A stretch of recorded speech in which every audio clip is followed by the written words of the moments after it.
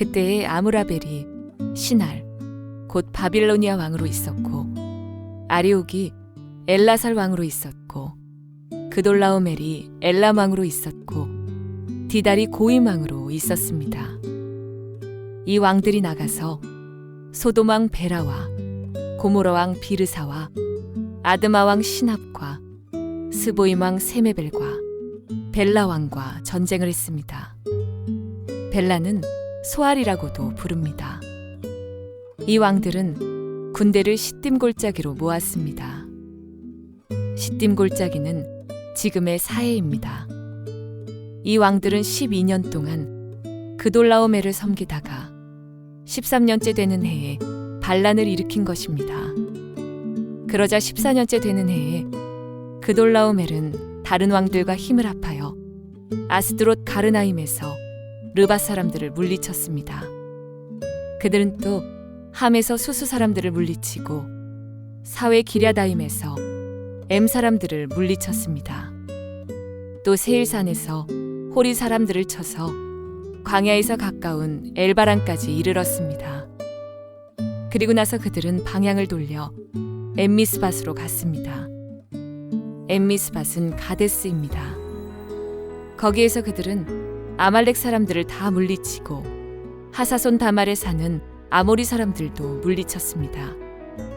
그때의 소돔 왕과 고모라 왕과 아드마 왕과 스보임 왕과 벨라 왕, 곧 소알 왕은 시딤 골짜기로 나가 싸웠습니다. 그들은 엘람 왕 그돌라오멜과 고임 왕 디달과 신할 왕 아므라벨과 엘라살 왕 아리옥과 맞서 싸웠습니다. 네 왕이 5왕과 싸운 것입니다. 시딤 골짜기에는 역청구덩이가 많이 있었습니다. 소돔과 고모라의 왕들과 그들의 군대가 도망쳤습니다. 그러나 소돔 왕과 고모라 왕이 역청구덩이에 빠졌습니다. 하지만 나머지 사람들은 산으로 도망쳤습니다. 그돌라오멜과 그의 군대는 소돔과 고모라 사람들의 모든 재산과 음식을 빼앗았습니다. 그들은 소돔에 살고 있던 아브람의 조카 롯도 끌고 갔습니다. 그들은 롯의 재산도 다 가지고 갔습니다. 그때 도망쳐 나온 사람 하나가 히브리 사람 아브람에게 와서 그 사실을 알려주었습니다. 그때의 아브람은 아모리 사람 마므레의 큰 나무들 가까이에 장막을 치고 있었습니다. 마므레는 에스골의 형제였고 아넬과도 형제 사이였습니다. 그들은 모두 아브람을 돕기로 약속을 한 사람들이었습니다.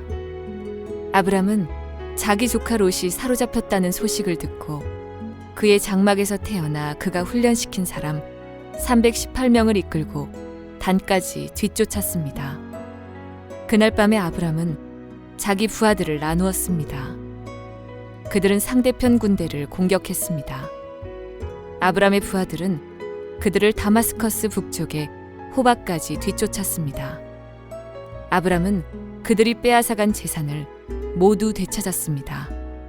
자기 조카 롯과 롯의 모든 재산을 되찾았고 여자들과 다른 사람들도 되찾았습니다. 자, 우리 가슴에 손을 얹고 믿음을 고백하고 하나님께서 오늘 저희들에게 주시는 말씀 듣겠습니다. 제가 먼저 고백할게요. 하나님은 나를 사랑하십니다. 나는 그 사랑 안에 있습니다. 하나님은 오늘 나에게 말씀하실 것입니다. 그 말씀에 능력이 있습니다. 그 말씀에 생명이 있습니다. 나의 마음을 하나님께 열겠습니다. 나의 생각을 예수님께 집중하겠습니다. 들은 만큼 변합니다. 들은 만큼 행복해집니다. 오늘 우리가 보았던 성경 본문은 아브라함과 전혀 상관이 없어 보이는 여러 왕들의 전쟁의 이야기로 시작을 하고 있습니다. 지금 우리가 보고 있는 창세기의 성경 내용이 믿음의 조상, 믿음의 아버지였던 아브라함의 행적을 따라가면서 소개하고 있죠. 그의 믿음이, 그가 어떻게 부르심을 받았고 어떻게 그의 믿음이 성장해가고 있는지를 보여주고 있습니다. 한 사람이 하나님을 전혀 모르고 있다가 하나님의 부르심을 받고 하나님을 알게 되고 믿음의 사람이 되었다. 이게 얼마나 험난한 과정이겠어요? 어떻게 승승장구하는 시간만 가질 수 있겠어요? 그러니까 우리가 아브라함의 삶을 조명하면 아브라함이 어떻게 넘어지고 실족하는지, 얼마나 부끄럽고 수치스러운 사건들을 만나게 되는지 그대로 볼 수 있죠. 우리들의 이야기입니다. 그런데 어떤 상황들도 하나님께서는 그 부족한 아브라함을 믿음의 사람으로 세워가시는 기회로 사용하고 계시는 것입니다.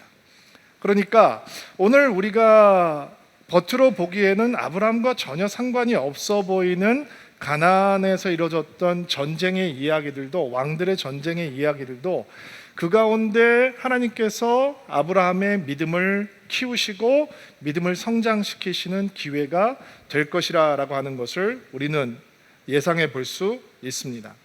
가나안 지역을 뒤덮었던 엄청난 전쟁의 위기 앞에서 아브라함이라고 하는 연약한 한 믿음의 사람의 믿음이 어떻게 하나님을 향해서 또 커가는지 묵상하는 시간을 가져보려고 합니다. 우리가 지난주에는 롯과 아브라함이 어떻게 헤어졌는지에 대해서, 그의 갈등과 헤어짐에 대해서 보았습니다. 재산이 너무 많아서 두 사람의 갈등이 깊어져서 둘이 헤어지지 않고는 같이 살 수가 없게 될 지경이 되었습니다. 그래서 각자의 길을 가게 되었죠. 사실 갈등의 근본적인 이유가 목초지와 물을 확보하기 위한 것이었으니까 서로 떨어져서 살 때 물이 풍부한 땅, 목초지가 풍부한 땅을 선택하는 것은 단순히 그냥 편안함을 넘어서 생존과 깊은 관련이 있는 일이었습니다. 그런데 믿음의 사람이었던, 먼저 은혜 받았던 축복의 사람이었던 아브라함이 그 먼저 선택할 수 있는 권리를 롯에게 양보를 하죠. 네가 왼쪽으로 가면 나는 오른쪽으로 갈 것이고, 네가 오른쪽으로 가면 나는 왼쪽으로 갈 것이다 얘기를 합니다. 대단한 희생입니다. 단순히 도량이 넓은 것이 아니라 이미 아브라함은 물이 풍부한 땅을 선택한다고 축복이 주어지는 것이 아니다라고 하는 것을 믿고 있는 것입니다. 그래서 하나님이 없는 물이 풍요로운 땅을 선택하기보다 하나님이 함께 해주시는 척박한 땅에 있어도 된다라고 하는 결정을 할 수 있었던 것입니다. 사실 롯이 하나님의 복을 누리려면 축복의 사람, 믿음의 사람 아브라함 옆에 있어야 됩니다. 그래서 복의 근원이었던 아브라함을 통해서 하나님의 복이 롯에게 흘러 들어갈 수 있는 것입니다. 그런데 롯은 소돔 땅을 탐욕으로 가득해진 눈으로 바라보았습니다. 소돔 땅은 악명이 높은 땅이었거든요.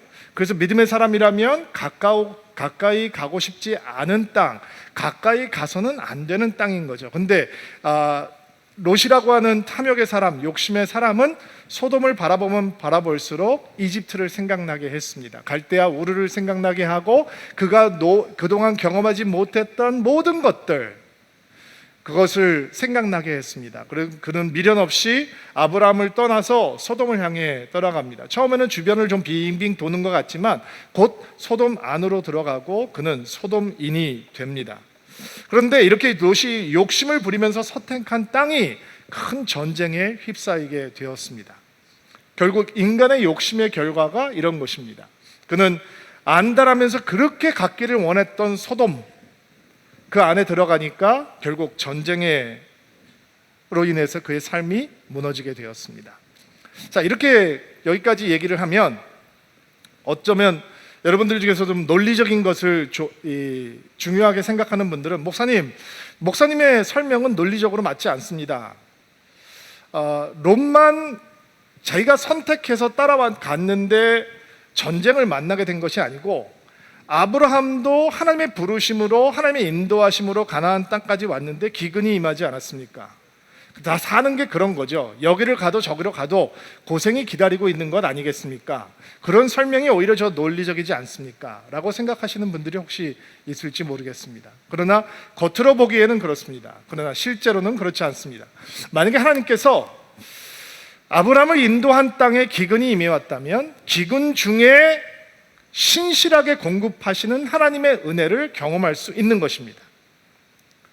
여러분들은 그런 간증을 가지고 계신 분들이 있을 겁니다. 그런데 아브라함이 기근 중에 머물지 않고 이집트로 도망을 가기 때문에 그는 그 은혜를 체험하지 못합니다. 만약에 그가 기근 중에 있었다면, 끝까지 기근이 있는 땅에 있었다면 땅의 양식이 끊어졌을 때 신실하게 공급하시는 하나님의 사랑과 은혜를 분명 체험했을 것입니다.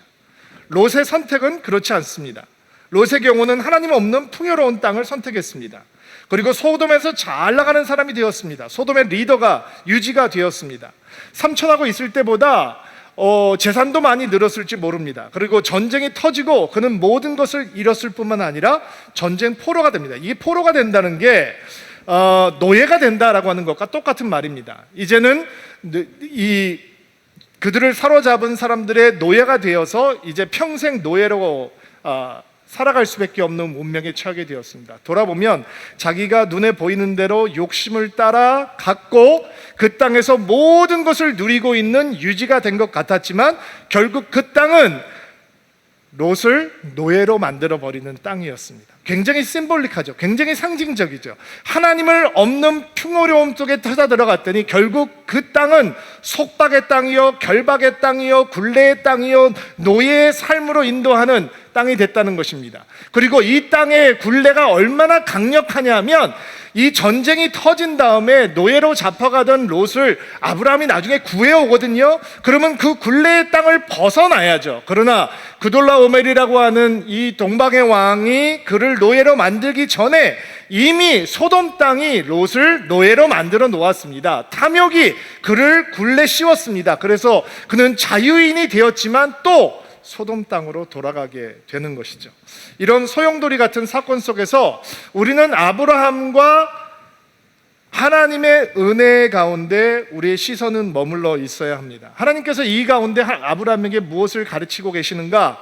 가나안 땅에서 터진 전쟁은 우리에게 어떤 믿음의 메시지를 주고 있는가 살펴보아야 합니다. 왜 전쟁이 터졌을까? 그 당시의 지역적인 상황을 좀 이해를 해야 되는데 지금 북방에서 동방에서 내려온 네 왕이 있는 지역은 비옥한 초승달 지역이에요. 그러니까 바벨론, 아시리아, 페르시아 이쪽 지역에서 네 왕이 일어나서 가나안 땅으로 쳐들어오는 거예요. 그럼 왜 가나안 땅을 쳐들어오게 되었느냐?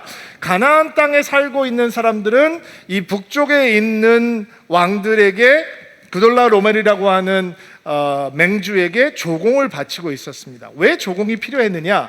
이 남쪽에는 어떤 나라가 있냐면 애굽이라고 하는 나라, 이집트라고 하는 나라가 있잖아요. 그러니까 이 비옥한 초승달 지역에 있는 나라들과 이 나일강을 끼고 있었던 부유한 나라였던 이집트 사이에 교역이 이루어져야 되는데 그 교역 통로가 가나안 땅 왕의 대로를 타고 들어가는 거예요. 그러니까 이 통로를 점령하지 않고서는 이 가나안 땅에 있는 나라들을 붙잡아 놓지 않고는 교역이 제대로 이루어질 수 없을 뿐만 아니라 굉장히 큰 위험에 처하게 되는 거죠. 그래서 이 페르시아 지역에 살고 있던 그 지역을 다스리고 있던 그돌라오멜이라고 하는 맹주가 가나안 땅을 다 점령하고 그 땅에서 조공을 받고 있었다는 거예요. 12년 동안. 근데 13년째 되던 해에 소돔과 고모라 왕을 중심으로 사해 지역에 흩어져 있던 5개의 왕국에 있는 왕들이 힘을 모아서 그돌라오멜이라고 하는 맹주에게 더 이상 조공을 바치지 않겠다라고 하는 결단을 하고 연합군을 형성을 하게 됩니다. 그리고 그것을 사실을 파악을 하고 다시 가나안 땅을 정복하기 위해서 그돌라오멜이라고 하는 엘람 왕이 다른 세 왕과 함께 세를 합쳐서 연합군을 형성을 해서 남방으로 쳐들어오게 되는 거예요. 그러니까 혼자 안 내려온 것을 보면 가나안 지역의 5 왕의 세력도 만만치 않았던 것 같아요. 그럼 왜 조공을 바치지 않겠다라고 하는 결정을 하게 되었을까? 여러 가지 이유가 있겠지만 우리는 이 땅의 기근이 아주 심각하게 들었다라고 하는 것을 알고 있잖아요. 그래서 아브라함이 피했잖아요. 기근이 들었는데 조공의 물자는 줄어들었을까요? 안 줄어들었을까요? 그때 줄여주면 안 되는 거죠. 그럼 군기가 빠져서 안 되는 거예요.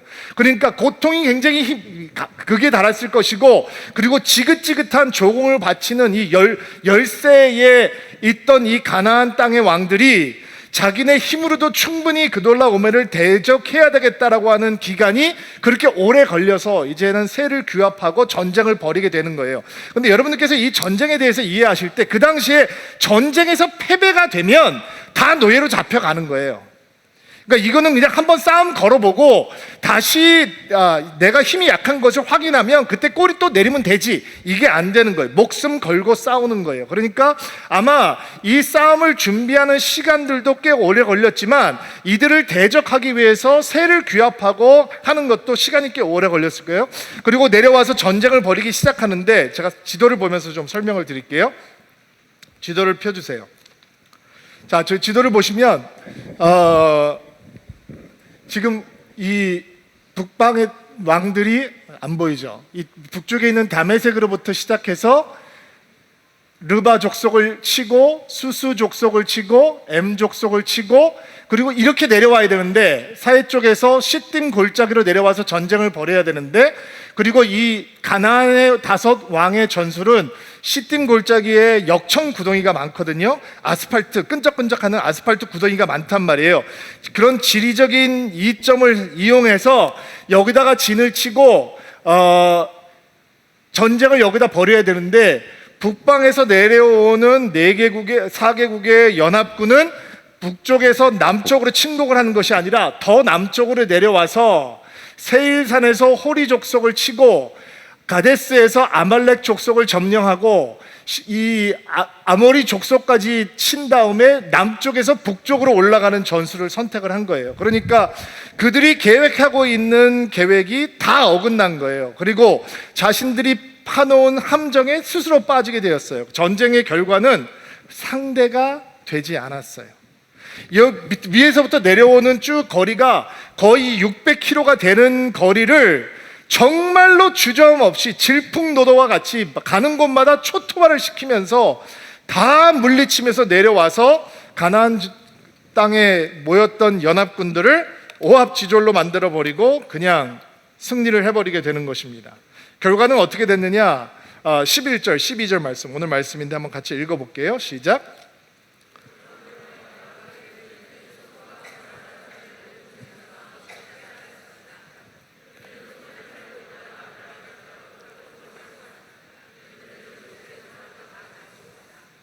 자, 소돔과 고모라 사람들이 모든 재산을 약탈당하고 사람들은 다 노예로 끌려가게 되었습니다. 물론 소돔에 살고 있는 롯도 예외는 아니었습니다. 그런데 아브라함이 살고 있는 헤브론에는 전쟁의 바람이 불지 않았습니다. 아마 험한 산지였기 때문에 거기 가봤자 얻을 것이 별로 없다라고 생각을 했는지 거리는 굉장히 가까운데 전쟁의 피해를 보지 않고 있었습니다. 다시 말해서 강 건너 불구경하듯이 할 수 있는 상황이다, 이런 뜻입니다. 그런데 롯이 사로잡혔다라고 하는 소식을 듣고 아브라함이 어떻게 행동을 하느냐? 13절 말씀 한 목소리로 읽어볼게요. 시작.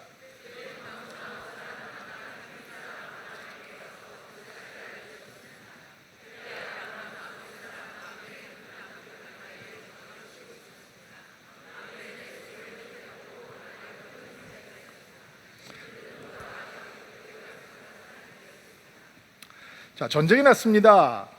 가나안의 연합군이 참패했습니다. 소돔과 고모라에 있는 모든 사람들이 노예로 잡혀갔습니다. 근데 당신의 조카 롯도 함께 잡혀갔습니다 라고 하는 소식이 전해졌습니다. 자, 성경에서 이 사건을 기록하고 있는 게 단순히 디테일을 정보를 주기 위해서 하는 거 아닐 거 아니에요? 지금 아브라함을 소개하고 아브라함의 믿음을 가르쳐 주기 위해서 우리에게 이런 사건을 기록하고 있어요. 지금부터 우리는 믿음의 사람 아브라함의 모습을 보게 됩니다. 그는 롯이 끌려갔다는 소식을 듣고 주저하지 않고 자신의 장막에서 태어난 사람들을 데리고 그 전쟁에 참여를 합니다. 14절 말씀 읽어주시겠어요? 시작.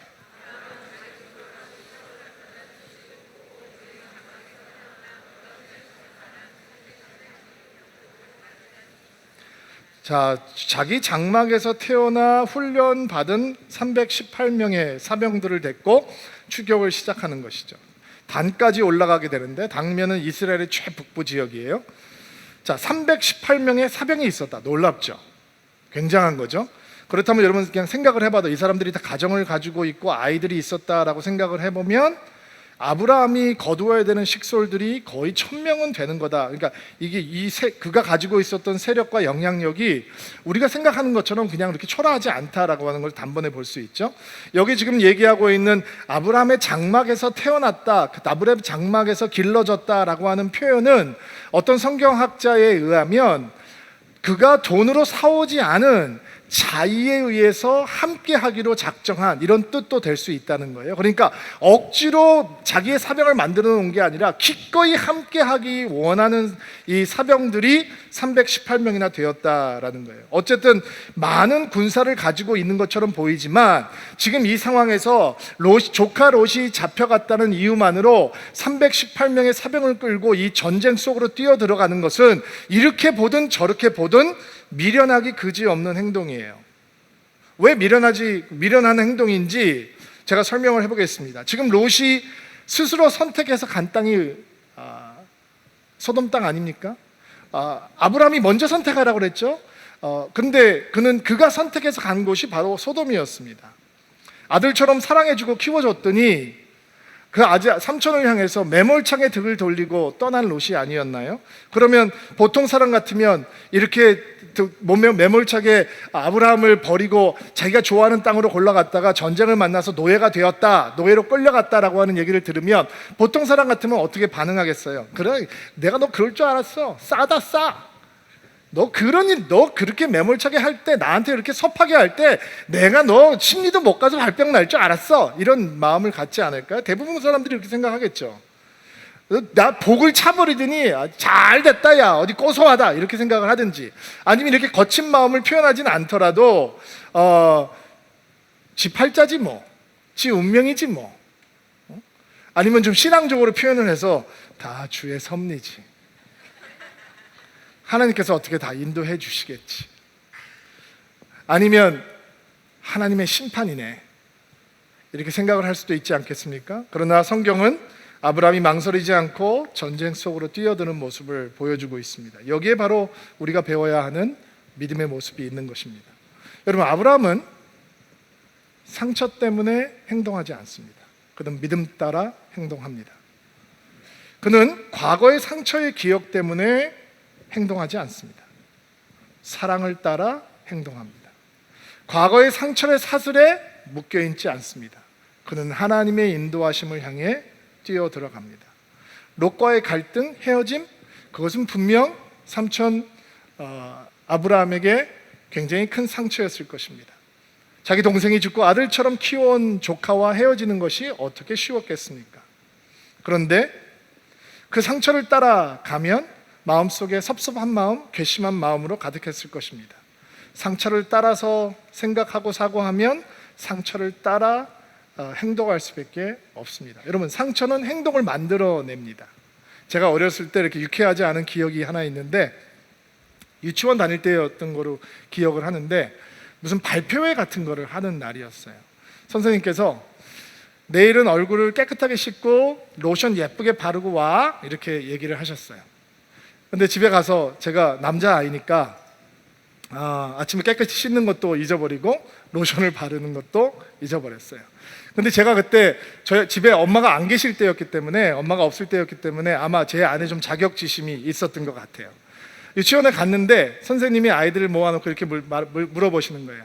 오늘 깨끗하게 얼굴 씻고 로션 다 예쁘게 바르고 왔지? 그러니까 애들이 네! 대답을 하는 거예요. 그럼 어디 보자. 그럼 한 명씩 체크를 하시는 거예요. 근데 나는 세수도 제대로 안 하고 로션도 안 바르고 갔는데, 내가 이렇게 얼굴을 만져보니까 이제 그때는 막 손도 많이 트고 얼굴도 많이 트고 그럴 때라 이게 뽀송뽀송하지 않고 거칠거칠한 거예요. 그래서 선생님이 오기 전에 막 침을 묻혀가지고 얼굴에다 막 닦았어요. 내 얼굴에 내가 하는데 뭘, 내가 여러분 거에다 하는 것도 아니고 내가 내 얼굴에다 바르는데. 그러니까 이게 촉촉하게 이렇게 만들어 놓은 거죠. 지나갔어요. 근데 이게 상처가 된 거예요. 제 마음속에, 기억에, 지금까지도 기억에 남는 걸 보면. 근데 제가 설명을 했죠. 상처가 행동을 만들어낸다. 제가 결혼을 하고 애를 낳았는데 아이를 목욕을 시켰는데 저희 아내가 목욕을 다 물기를 닦은 다음에 로션을 안 발라주는 거예요. 제가 화를 버럭 냈어요. 무슨 엄마가 로션도 안 발라주냐고 제가 그랬어요. 저희 장모님이 저희가 애를 키울 때 보시면서 아니 김 목사는 무슨 저렇게 사역을 하듯이 애들 로션 몸에 저렇게 번들번들거리게 로션을 바르냐고 그렇게 하실 정도로 제가 로션을 안 바르면 막 아내한테 화를 내면서 로션을 발라줬던 기억이 나요. 저희 아이들 어렸을 때 사진을 보면 다 번쩍번쩍거리면서 사진이 나와 있어요. 상처가 만들어낸 행동이죠. 아브라함이 롯에게 상처가 있으니까 그 상처를 따라서 행동하면 조카 자기를 버리고 소돔으로 갔다가 전쟁 포로로 잡혀가는 롯을 보고 어떻게 해야 돼요? 아무것도 안 해야 되는 거죠. 아무것도 안 하면 돼요. 지가 선택한 길이니까. 그런데 아브라함은 주저하지 않고 롯을 구하러 갑니다. 왜 아브라함이 이렇게 행동을 하느냐? 두 가지 이유 때문인데, 먼저 롯을 향해서 가지고 있는 마음과 하나님을 향해서 가지고 있는 마음 때문이에요. 첫째, 롯을 향해서 가지고 있는 마음은 뭐냐면 unconditional love, 조건 없는 사랑이죠. 사랑이에요. 그러면 하나님을 향해서 가지고 있는 마음은 어떤 것이냐? unconditional faith, 조건 없는 믿음이에요. 그가 조카를 사랑하고 하나님을 향해서 큰 믿음을 가지고 있기 때문에 318명의 사병들을 이끌고 그리고 그와 함께 하고 있는 아모리 족속의 연합군과 함께 쫓아가는 거예요. 여러분, 롯 포기하면 편한 존재예요. 여러분 인생에서도 아마 그런 분들이 계실지 모르겠어요. 만나면 아프게만 하는 사람, 만나면 속상하게 하는 사람, 만나면 속을 뒤집어 놓는 사람, 멀리 떨어져 있으면 더 좋은 사람. 근데 아브라함에게 롯은 버리면 안 되는 존재인 거예요. 포기하면 안 되는 존재인 거예요. 롯이 구원을 받을 수 있는 유일한 이유는 아저씨였던 아브라함이 그를 향해 달려가는 것이에요. 여러분, 때때로 우리를 힘들게 하고 서운하고 섭섭해하는 바로 그 사람, 어쩌면 오늘 하나님께서 여러분들에게 이런 메시지를 던져주고 계실지 모릅니다. 포기하지 마라. 네가 그가 가지고 있는 유일한 소망이요 희망이며 너야말로 그가 볼 수 있는 유일한 눈에 보이는 작은 예수다라고 말씀하고 있는지 몰라요. 어떤 설교자가 이런 표현을 했어요. 믿음이 성장하기 위해서는 롯이라고 하는 불신의 존재로부터 분리되어야 하지만 절대로 믿음은 롯을 향해 무관심하게 만들지 않는다. 너무 멋진 말이죠. 제 오리지널이라고 했으면 좋겠는데 제 오리지널은 아니고, 상처에도 불구하고 롯은 믿음을 따라 사랑을 따라 행동하기 시작하는 것이죠. 자, 이것이 믿음이라고 해도 우리는 이 질문 앞에 한번 서봐야 합니다. 가나안 왕 다섯 왕의 군대를 단번에 초토화시킨 이 북방의 연합군, 얼마나 강력한 군대입니까? 근데 아브라함이 자신의 집에서 길러진 사병만 가지고 어떻게 감당을 할 수 있을까? 집에서 길러지고 훈련했다.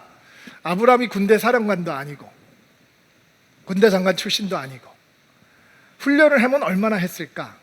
저는 그 수준이었다고 생각해요. 여러분, 강력한 군사는 어디서 만들어지는지 아세요? 전투 경험이에요. 그러면 아브라함이 가나안 땅에 손님처럼 나그네처럼 들어와서 살고 있는데 그가 살아남을 수 있는 방법은 뭐예요? 전쟁이 아니에요. 화평이에요. 화평. 싸우지 않고 살아남아야 되는 거예요.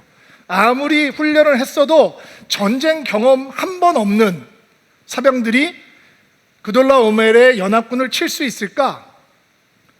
이 연합군들은 가나안 땅을 이미 정복한 맹주의 연합군인데 상대가 되는가? 상대가 되지 않습니다.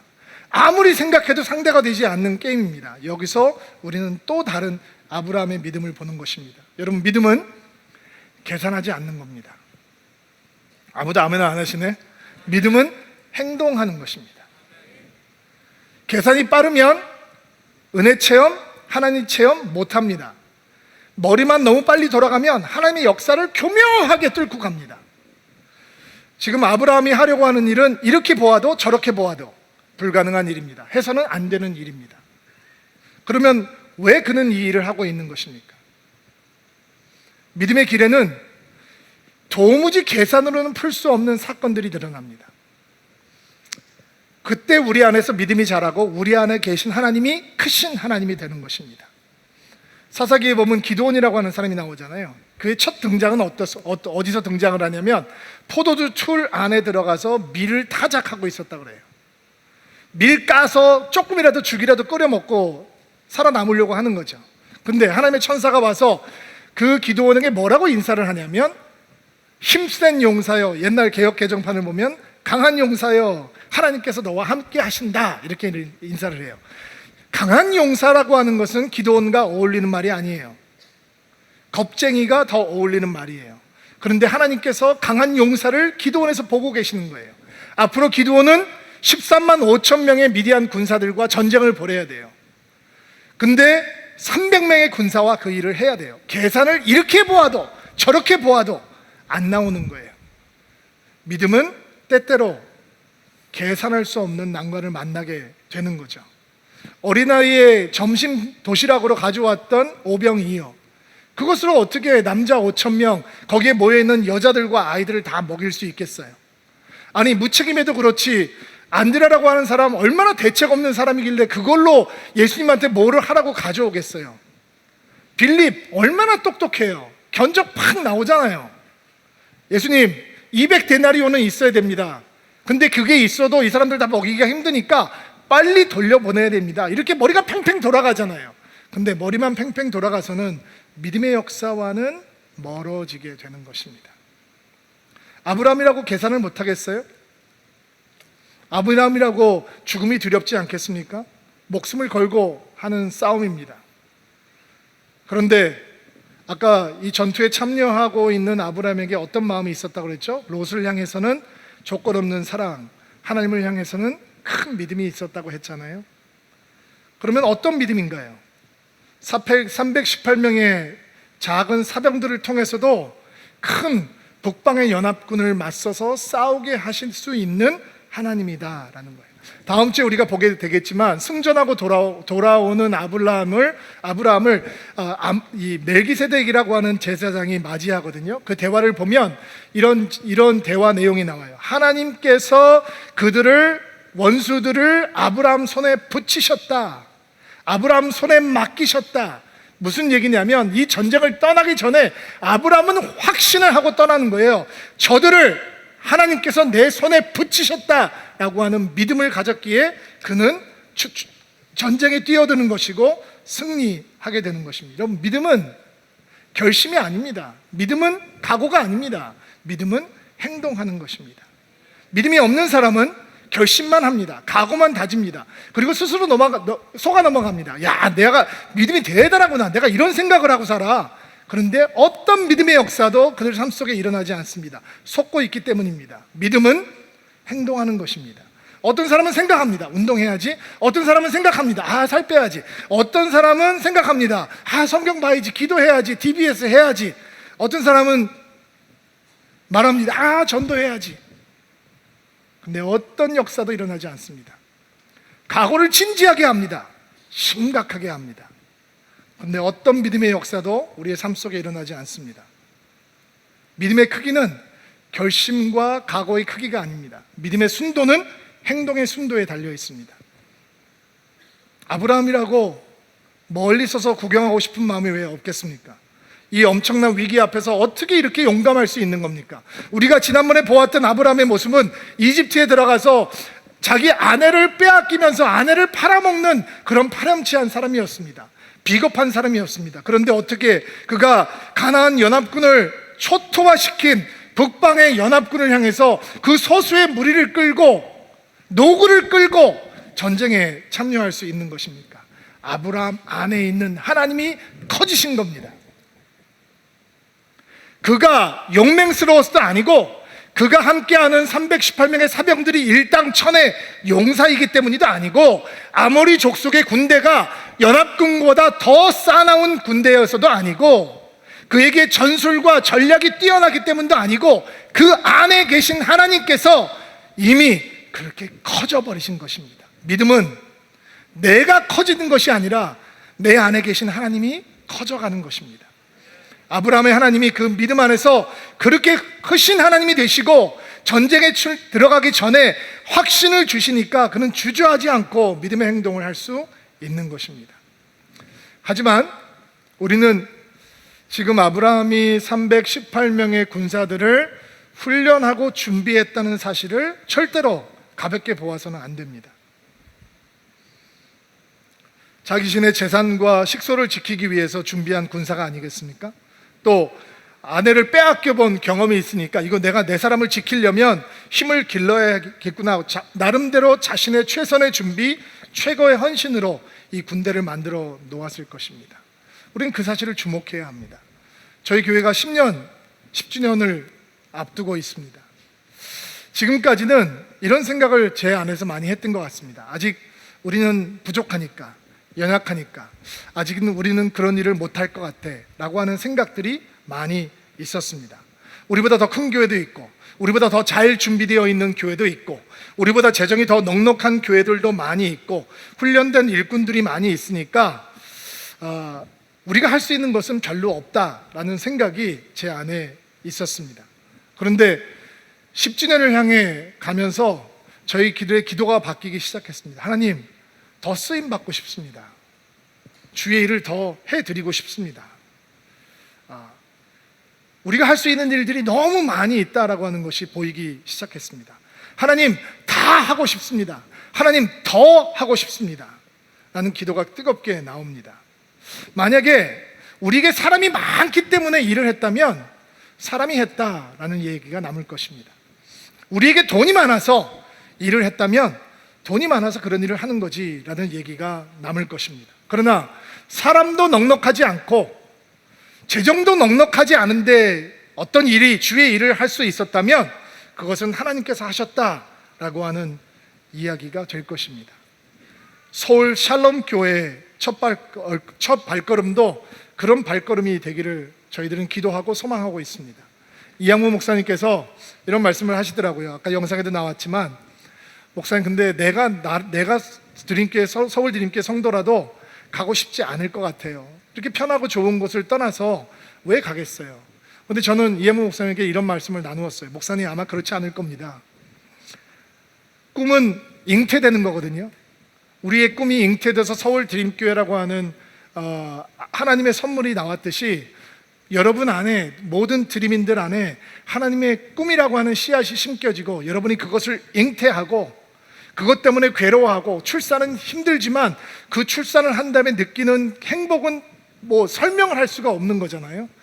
그리고 언젠가는 서울 드림교회 성도라면 우리 안에 교회 하나씩 품고 그 교회를 잉태하고 그 교회를 낳는 수고를 하고 그 교회가 성장하는 것을 보고 세워진 것을 보면서 하나님 앞에 쓰임받겠다라고 하는 꿈과 헌신이 우리 성도들에게 있게 되기를 간절하게 바라는 것이 저와 신 목사의 마음입니다. 이것이 여러분들에게 간증이 될 것입니다. 형제님, 교회 몇 개 나오셨나요? 자매님, 교회 몇 개 개척하셨나요? 이 질문 앞에 저는 2개 했죠. 저는 3개 교회를 세웠습니다. 라고 간증하는 성도들이 우리 가운데 충만하게 되는 것을 저희들은 꿈꾸는 것입니다. 어쩌면 굉장히 두려울지 모릅니다. 근데 그것이 하나님께서 그 새롭게 시작되는 교회들을 향해서 보내주시는 천사 같은 존재들이 될 것입니다. 저희들도 그런 수많은 천사들을 만났고 그렇게 서울드림교회가 만들어졌습니다. 여러분도 이 비전에 함께해 주시기를 주님 앞에 부탁을 드립니다.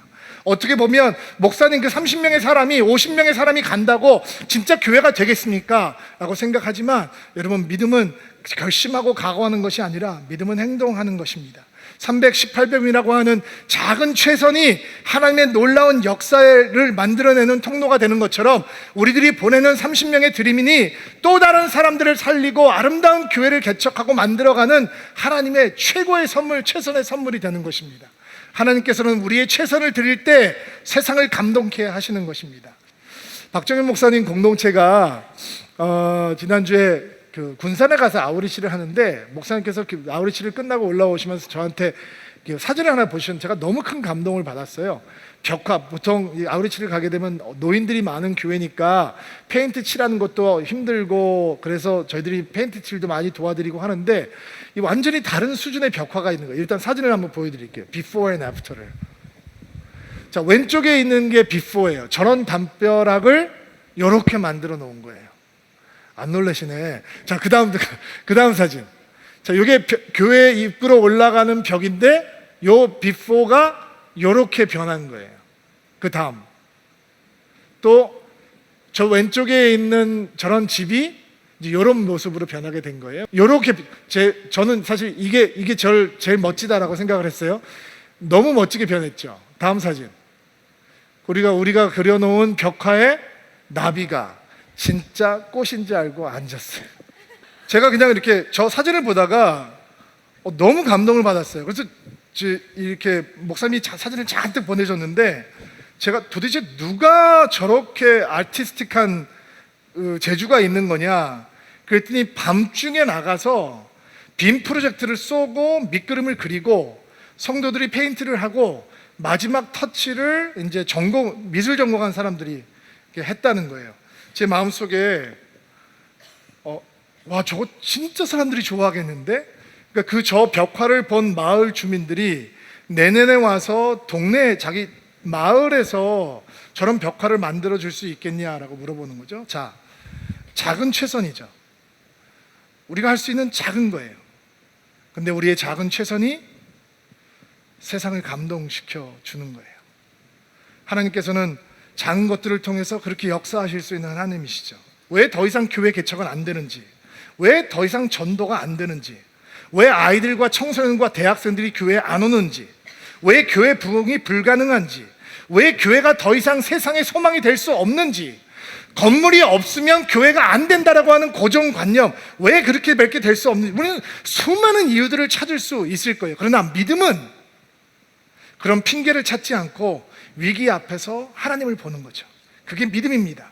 어떻게 새로운 교회가 새로운 시대의 대안이 될 수 있는지, 어떻게 흔들리고 있는 한국 교회에 건물도 없는 교회가 세상의 대안이 될 수 있는지, 소망이 될 수 있는지, 어떻게 건물이 없이도 어린 아이들을 양육하고 청소년들을 양육하고 대학생들을 양육하고 꿈을 던져줄 수 있는 교회가 될 수 있는지, 우리는 위기 앞에서 그런 믿음을 이야기할 수 있는 것입니다.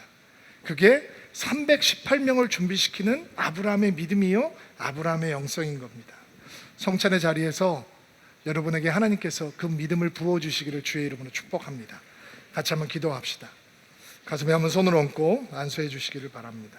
하나님, 상처 때문에 행동하지 않고 믿음을 따라, 사랑을 따라 행동하는 믿음을 허락하여 주옵소서. 계산하지 않고 크신 하나님을 믿고 믿음대로 행하는 하나님의 사람이 되게 하옵소서. 우리의 작은 최선을 부끄럽지 않게 주님을 위해서 드릴 수 있는 드리민들이 되게 하옵소서. 우리를 위해서 모든 것을 내어주신 예수님 앞에 서기를 소망합니다. 성찬의 자리에서 그 예수님을 만날 수 있도록 도와주옵소서. 예수님의 이름으로 기도하옵나이다.